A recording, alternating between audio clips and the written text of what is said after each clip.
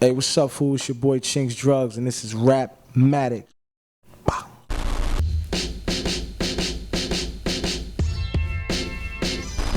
RapMatic presents Battle Code, the most intriguing battle rap podcast impacting the culture. What's happening, handsome? You now tuned in your boy Low to let you know what's up when I'm rolling up, huh? Ace click faster than Harlem still at 8 train slick, hear me. You now tuned in the Battle Code on RapMatic, huh? Go get this work. Brace yourself and don't miss out on a cultural revolution. You had a variety, right? From Latifah, Nicki, like different people and different content as well. And it kind of like transitioned over the years. Because see, what happens with women too is because if something is happening in the game period, women kind of like experience it kind of worse, you know what I mean? So it went from... It's a double standard with women in rap, and I don't like that either. I think, as I said before, the industry is Eurocentric. The way that they run things, the way that they do things is a pattern. There's two things that hold back some of the women rappers. One thing is they objectify the women now instead of just respecting them for dope MCs. Remember, Light used to wear baggy clothes, right? And she's dope, like, you know what I'm saying? So they objectify the women, and then you have ageism. Yeah. And that's not fair for the women. I think that's not fair for women in industry, period, not just music, in movies too. Perfect example, Robert De Niro, Al Pacino, right, and these stars that we admire. But once the actresses get to a certain age, they're not marquee anymore. Right. And the same thing in music. So it's like there's some singers. But you don't think hip hop does that too? That's what I'm saying. Hip hop does that. I mean, even to the men. They don't really do that to the men. You don't think so? Especially not now. Like you got dudes debuting in their 30s right now. Or you got dudes. True. You got dudes. Yo, like you got Chuck D and them. They don't do shows. They do stadiums. Like, you know what I'm saying? So it's like the OGs. Like, I don't see too many of the women except Salt and Pepper. Salt and Pepper is out there, but they don't. It's an unfair balance with what they do for the women and the men in rap. It's like we shouldn't have to objectify the women just for them to get attention. Like, right. So, and then making them feel too like they have to objectify themselves. So. Exactly, that's what I'm saying. Like these are mandates. Or I've sat around industry people like, yo, she should get a butt implant, or she should get this, or she should get that. Yo, how about she should get in the studio? Right. Like, just make a dope record. Like, I love Lauryn Hill's one of my favorite rappers. I told somebody recently, listen to Lauryn Hill's Unplugged. Right. Listen to the lyrics. Just listen to the lyrics, and you have a problem. Like, as an MC, rapping's like boxing. Like certain MCs, you say, yo, you're gonna do a feature with this guy, and it's like, I don't even sweat. But certain MCs, I'll be like, oh man, I gotta, like Lauryn Hill's one of those MCs, like she scares me. Like yeah. I'm glad you said that. And I didn't say female MC, I said MC. Right. Like Lauryn is a beast. She made me want to rap, to be honest. Lauryn is a beast. Like Lauryn scares me. Like people like Lauryn, Black Thought is scary too. I told Black Thought is a scary, like you don't just say, oh, I'm just gonna say this verse with Black Thought. Nah, you know, don't play yourself. Right. Black Thought, Lauryn. So Lauryn is a beast. Ladybug Mecca, I love her. I love her voice. Yeah. Foxy and Kim, I love what they did to they empowered women to be what you want to be, say what you want to say. Right. I love Cardi B's spunkiness and her bluntness. Too. Right. You know what I'm saying? Sha Rock, Shantae, right, Queen Latifah, Moni Love. Like I love female rappers. I don't understand what the problem is. Yeah, I'm glad you said that too. What's your thoughts on some of the newer guys? Are you familiar with like that whole Griselda movement? Get Benny and Benny the Butcher rather, and Conway and them. Actually, I owe Benny a verse. I'm surprised. I was thinking that connection they should be They automatic. hollered at me a few times. Okay. And then when the thing that people need to understand about me also, I don't live a rap life. Okay. I just live life. So my daughter lives with me. I'm the parent at home. Okay. Before I came here, I had to go to a meeting at school. Okay. I went to my daughter's school, I had a meeting, then I had to get ready and I came in, and I don't live in the city. Okay. So it takes me a while to get to the city. You see what I'm saying? So I don't have access to a studio.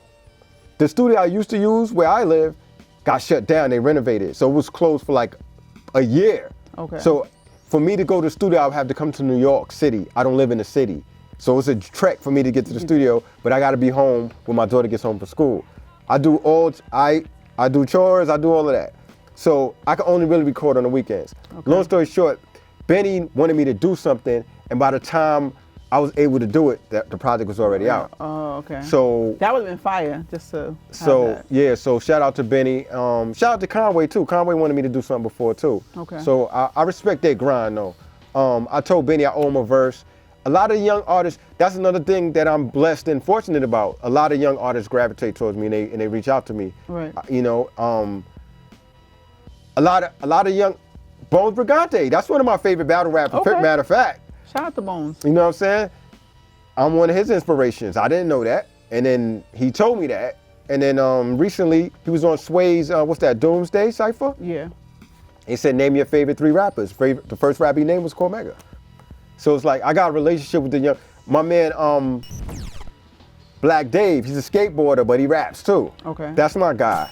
So it's like, I'm cool with a lot of the young artists, cause I don't look down on them, I don't judge them, and I don't act like, I don't treat them I treat them like human beings. I treat them with respect. I think that's also kind of a part of just being of the culture and understanding that, right? Because, you know, that's the issue. That divide is twofold. And they always, when I say they, I mean OGs kind of always blame it on the youth. But like you said, it's not only the guidance. Yeah, there's some accountability on the youth. I'm gonna tell you what it is. New York City. You're from New York. Yes. New York City, people from New York City, we have a way about us that we don't see because we live it. And you don't see it until you go somewhere else. Right. You stand out. You ever notice, you go someplace, you go outside of New York City, out of state, even in the drug game, a lot of people from New York City get killed when they go out of state. And we used to think, oh, because they jealous. It's not because it's jealous, because the way we carry ourselves, but we don't realize it because we're a part of it. We're indoctrinated. It's part of our life. Like, I ride the train sometimes, and it's like, dick. I used to not ride the trains. I thought I was like, I don't ride the train. I'm not riding no train. Then I got millionaire friends that ride the train. So I felt stupid, like, wow, let me start riding the trains. So now, when you try to get on the train in New York City, people rushing, you know how it is. Right. New York is a rushing town. Like, they rush you to get, you can't get on the train because they rushing to get off. The door might close before you get on because it's like a hustle town. It's a rustle and bustle, a me first mentality. So New York, we don't have hospitality. At all. I never knew that because I'm from New York. Think about it. Like, if somebody be like, somebody that you don't know says hi to you or what's up in New York, somebody say what's up, you thinking it's beef, like what's up? Right. Or somebody say hi to you, you be like, this nigga's crazy, I don't know him. Right. But you go out of state, a straight up stranger be like, how you doing? That's called hospitality. Right. But we didn't know that. I didn't know that. That's how we are as New Yorkers. And then we got this thing about us, I'm from New York. Like I used to always, well, college taught me that. Yeah, New York people be like, I'm from New York. Like, we think we can go anywhere. That's why a lot of people get killed. So you go out of town and you carry that and you realize, because we're cooler than people, we're cooler than, we are cool. We invent a lot of style or whatever. So we go there with our New York persona and we have that way about us. And then we look at everybody else like they're lesser or like they soft. And then something happens. Like this dude, like a country boy, he look like he's corny, but he got a gun. Right. And he got aim better than us because they don't just learn how to shoot in shootouts. They go to the shooting range and they learn. So it's like New York. That's why a lot of rappers get robbed in England. You ever heard about how many people get robbed? Because people think it's a joke. Right. I be online sometimes and I see people making these jokes. They always have a T joke, like a T. Yeah, they always got jokes, and I always laugh. The reason I laugh is because, like, I ain't laughing with you, I'm laughing at you. Because I be in England. Them dudes is gangsters. Right. They gangsters. Like, they gangsters for real. Like, everything you do, they do.